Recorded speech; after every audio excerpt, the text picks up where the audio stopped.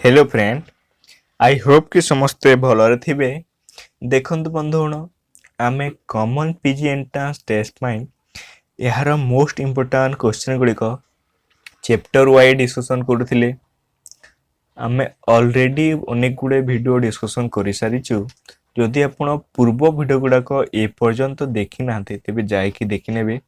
देखंतु आजिर एही नूतन वीडियो रे आमे आलोचना करिबा पेडागोजी ऑफ स्कूल सब्जेक्ट रो कौन सबू इम्पोर्टाट क्वेश्चन गुड़ाक रही से ही सबू इम्पोर्टाट क्वेश्चन गुड़ाक गोटे पर गोटे डिस्कसन करवा। चलते देखने आज कौन सबू इम्पोर्टाट क्वेश्चन रही अछि।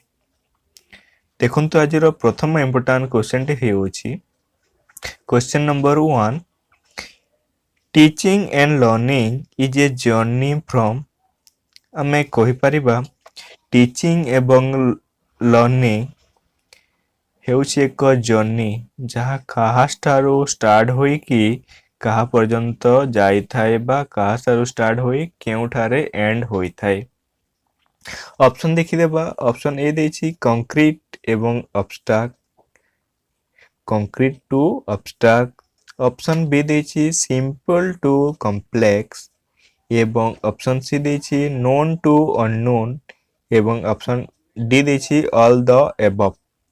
यार जदि आमे करेक्ट आंसर देखिबा टीचिंग लर्निंग हेउछि एक प्रक्रिया जहाँ कंक्रीट ठारू स्टार्ट होई कि मध्य अब्स्ट्रैक्ट पर्यंत जाई थाए एवं सिंपल टू स्टार्ट होई कॉम्प्लेक्स पर्यंत मध्य यह जाई थाए एवं नोन टू स्टार्ट होई अननोन पर्यंत मध्य जाई थाए एवं अननोन टू स्टार्ट होई कि नोन पर्यंत मध्य जाई थाए, कॉम्प्लेक्स टू स्टार्ट होई कि सिंपल पर्यंत जाई थाए।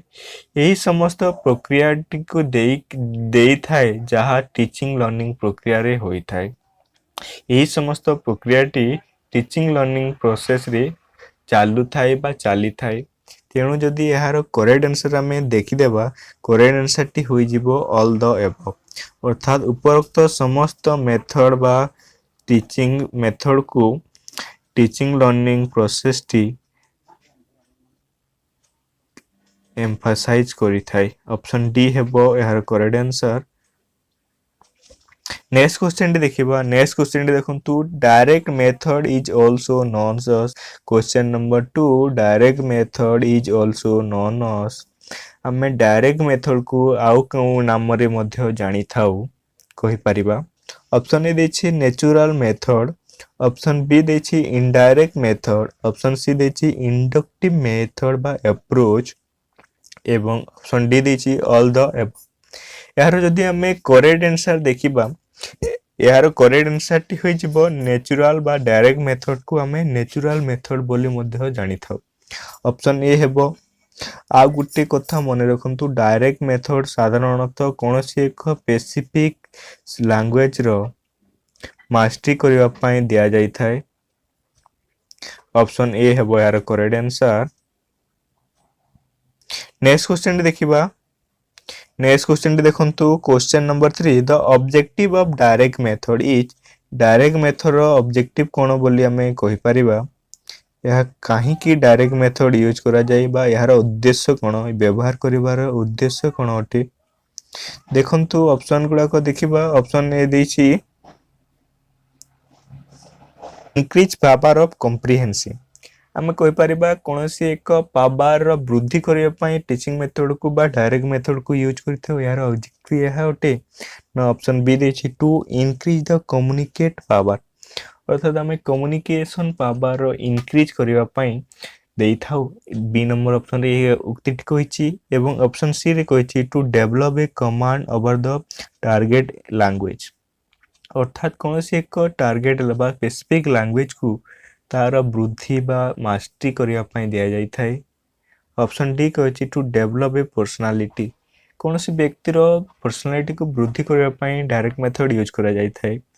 जदि डायरेक्ट मेथड आमे देखिबा डायरेक्ट मेथड मु कहिथिले आपनकु पूर्वरु मध्य डायरेक्ट मेथड साधारणतः कोनोसी एक स्पेसिफिक लैंग्वेज रे मास्टरी करिया पई सेही सब्जेक्ट रे पढेबा माने कर जे आपनकु टीचिंग दिया जाउची इंग्लिश लैंग्वेज रे पढाइला समझ रे साधारणतः आपण इंग्लिश रे ही कथावार्ता करिबी। यह मदर टंग को अपोज करि थाए बा हिंदी ओडिया को व्यवहार करने पे अपोज करिथाए। एग्जांपल बेस्ट हेबो इंग्लिश मीडियम स्कूल। आमे देखुथुबा इंग्लिश मीडियम स्कूल रे साधारणतः इंग्लिश टू इंग्लिश कथबार्ता होइतंती, केतेक क्षेत्र में ओडिया व्यवहार करते, किंतु यही डायरेक्ट मेथड यूज कले यह अपोज करिथाए मदर टंग को। कौन से आपण जदि पढ़ुत मन कर ओडिया रे मास्टरी करबा चाहते, ओडिया रे आपण साधारणतः कहबे, इंग्लिश रे जहाँ कहि पारिबेनी। सेमिति ही गोटे स्पेसिफिक लैंग्वेज को यह टार्गेट करिथाए। ऑप्शन बी हेबो, ऑप्शन सी हेबो यार correct answer. To develop a command over the target a language. Next question देखिबा। नेक्स्ट क्वेश्चन होची question number 4। The traditional method goes against the.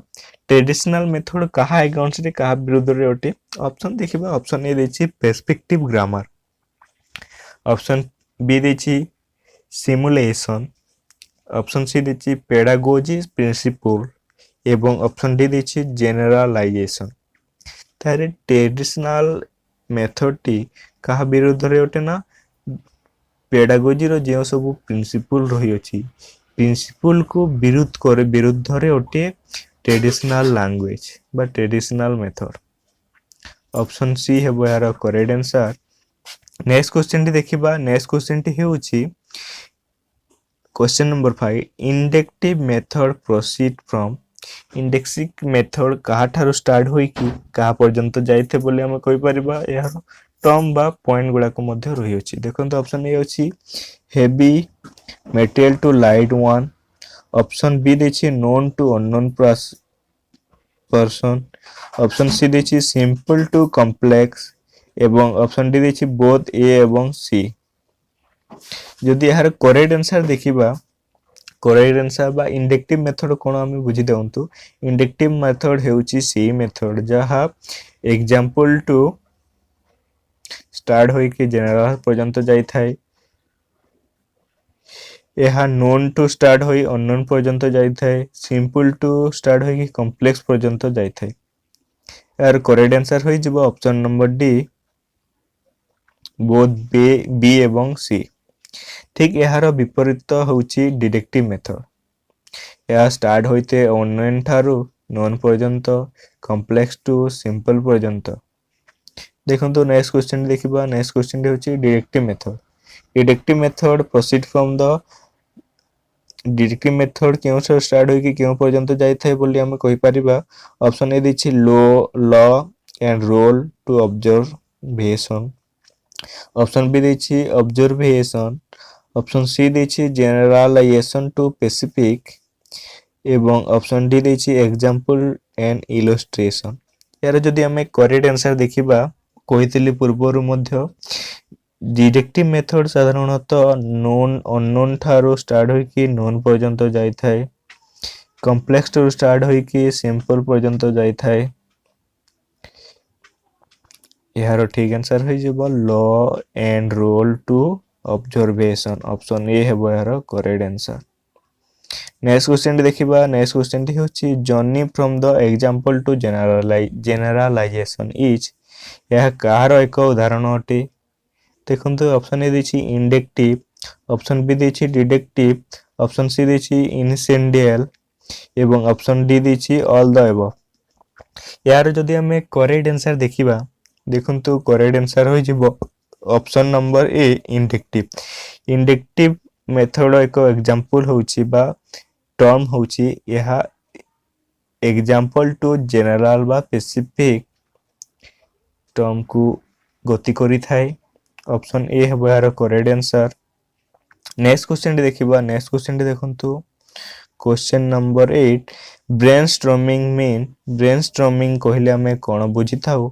Option A देछि to collect all kind of idea in a topic on a topic, option B देछि to do some mental exercise, option C देछि to make effort the understand something, option D देछि to give some kind of stimulus to the brain.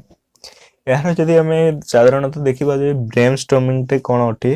Brainstorming कहले हमें साधारणतः कोनसी एक group रे बा कोनसी एक ग्रुप को कोनसी एक विषय वस्तु बुझाइबा पई टू एक टू एक्ट कौनसी एक प्ले रो माध्यम रे तांको बुझाइबा बा सही विषय प्ले केतेबेले आमे कहि परबा कौनसी एक विषयर संपूर्ण ज्ञान जदि हम पाखरे थिबो सेही समय रे हम गोटे एक्ट प्रेजेंटेशन करि परिबा ना तार ठीक आंसर टी हेबो यार to collect all kind of idea on a topic कौन से एक साधारण टॉपिक बा कौन से एक टॉपिक उपरे आमे समस्त ज्ञान तार समस्त विषय वस्तु को भल भाबरे बुझिबा हेउछि ब्रेनस्टॉर्मिंग रो उदाहरण बा कहि परिबा ब्रेनस्टॉर्मिंग बोली ऑप्शन ए हेबो यार करेक्ट आंसर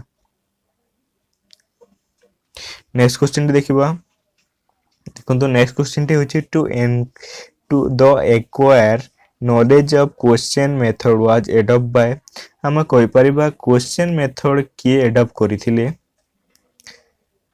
ऑप्शन ए देछि सॉक्रेट ऑप्शन बी देछि प्लाटो ऑप्शन सी देछि जॉन डुए एवं ऑप्शन डी देछि नन ऑफ दिस ताहले हमें जदि ठीक आंसर बा करेक्ट आंसर देखिबा यार करेक्ट आंसर हे जिवो क्वेश्चन मेथड बा क्वेश्चन मेथड को सॉक्रेट एडॉप्ट करिथिले बा यार फाउंडर अटंती ऑप्शन ए हेबो यार करेक्ट आंसर नेक्स्ट क्वेश्चन देखिबा नेक्स्ट क्वेश्चन देखंतु who is the founder of project method of founder की अटंती ऑप्शन ए देछि जॉन डुए ऑप्शन बी देछि थॉमस ऑप्शन सी देछि अरिस्टोटल एवं ऑप्शन डी देछि नन ऑफ दिस ताले जदि यार करेक्ट आंसर देखिबा हम जानि छु कि प्रोजेक्ट मेथड को जॉन डुए आविष्कार करथिले बा यार फाउंडर अटंती ऑप्शन ए हेबो यार करेक्ट आंसर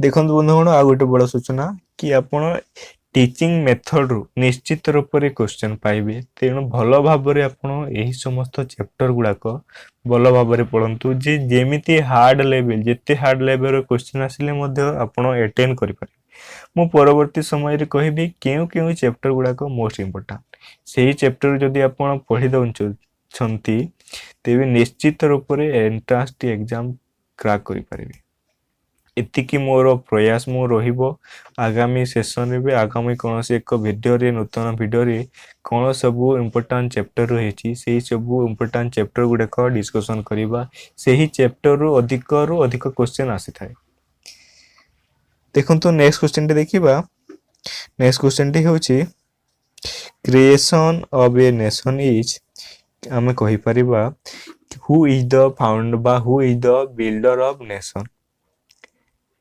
ठीक यही पूरी उक्ति मध्ये बुझाइबो यहा ऑप्शन ए देछि टीचर ऑप्शन बी देछि साइंटिस्ट ऑप्शन सी देछि स्कूल एवं ऑप्शन डी देछि नन ऑफ दिस ताले हमें जानि छु कि टीचर होचंती एक व्यक्ति जे कि नेशनल बिल्डर अटंती से होचंती क्रिएशन ऑफ नेशन रो एक मुख्य भूमिका बा founder of creation of nation आमे कहि परिबा जे देखंतु उदाहरण भाबरे बुझी परिबा जेमिति घर तयारी करिया पई फाउंडेशन रो आवश्यकता होई थाए सेही ठीक सेही परि कोनोसी एक देश बा नेशन गढिबा पई शिक्षकंकर भूमिका अति गुरुत्वपूर्ण बा आवश्यक होई थाए यार करेक्ट आंसर टी हेबो टीचर ऑप्शन ए हेबो यार करेक्ट आंसर नेक्स्ट क्वेश्चन टी देखिबा नेक्स्ट क्वेश्चन टी देखंतु question number 12 the national policy on education have dash core unit national policy of education रे केतेटी कोर पेपर रही अछि कोर यूनिट अछि ऑप्शन ए देछि 10 ऑप्शन बी देछि 1 ऑप्शन सी देछि 7 एवं ऑप्शन डी देछि 3 एहार जदि हमें ठीक आंसर देखिबा यार ठीक आंसर टी हेबो 7 नेशनल पॉलिसी ऑफ एजुकेशन रे साधारणतः 60टी कोर यूनिट रही अछि ऑप्शन सी हेबो यार करेक्ट आंसर नेक्स्ट क्वेश्चन देखंतु the role of the teacher is of आमे कहि परिबा शिक्षकंकर भूमिका कोन अटे इफेक्टिव एंड काउंसिलर बोली से कार्य करिथांती एक्टर बोली कार्य करिथांती बा तांकर रोल अटे एक्टर बोली ऑप्शन सी देछि वर्कर से कोनोसी के कर्मचारी बोली कार्य करिथांती ना ऑप्शन डी देछि आर्टिस्ट यार जदि हमें देखिथिबा परवर्ती क्वेश्चन रे मध्ये कहितला टीचर होउछन एक नेशनल बिल्डर से कौन से एक शिशु को भल भाव उत्तम फाउंडेशन बा आम कहीपर शिक्षक होउछन्ते एक गुरुत्वपूर्ण व्यक्ति जी कौन व्यक्ति बा कौन शिशुर भविष्य गढ़ी पारे। ऑप्शन ए है यार करेक्ट आंसर। नेक्स्ट क्वेश्चन देखो teaching is the supreme art of create knowledge realization said that यही उक्ति को किए कही। ऑप्शन ए देछि अरिस्टोटल, ऑप्शन बी देछि कांत, ऑप्शन सी देछि प्लाटो एवं ऑप्शन डी देछि जॉन डे। यार जदि आमे करेक्ट आंसर देखिबा करेक्ट आंसर कोन हेबो ना करेक्ट आंसर होई जिवो जॉन डे। जॉन डे कहिथिले teaching is a supreme art of a great knowledge realization. Option D हेबो यार करेक्ट आंसर। नेक्स्ट क्वेश्चन देखिबा। Next question which of the following is the basis for remedial class. आमे कहि परिबा remedial class काहे कि दिया जाई थाए। ऑप्शन ए देछि self evaluation, evaluation of text books, evaluation the learner difficulty, none of this. आमे जानिछु कि रेमेडियल क्लास साधारणतः कौनसी एक विषय वस्तु शिक्षक हमको पढ़ाइले से विषय वस्तु आमे अनेक गुड़े छात्र भल भाव बुझी पारे बुझे कौन डिफिकल्टी फेस कले तेणु एक नूतन क्लास रे से विषय वस्तु को भल भाव शिशु केन्द्रिक भाव शिक्षा देवाकू बा नूतन क्लास रे कौन से विषय वस्तु को भल भाव बुझेबाकू रेमेडियल टीचिंग बोली कहा जाय थे। यार करेक्ट आंसर है जिवो option number C evaluation the learner difficulty. शिक्षक वा शिक्षार्थी शिक्षा ग्रहण करिबारे डिफिकल्टी करिथिबे सेही विषय वस्तु को पुणी एक नूतन माध्यम रे न्यू मेथड माध्यम रे तांको शिक्षा देवाकू रेमेडियल टीचिंग बोली कहा जाय थे। ऑप्शन सी हेबो यार करेक्ट आंसर। कि आज वीडियोटी आपनको हेल्पफुल होइथिबो। जदि वीडियोटी आपनको हेल्पफुल होइसी निश्चित रूप से गोटे लाइक करदेवे जहाँ फल कि आपण को आगामी वीडियो प्रोवाइड करने आमको उत्साहित लगे मोटिवेशन लगे एवं निश्चित रूप से चैनल टी को सब्सक्राइब करूँ जहाँ फल कि आप नूतन वीडियो सर्वप्रथमे पाइपर। वीडियोटी शेष पर्यंत देखि आपको बहुत बहुत धन्यवाद।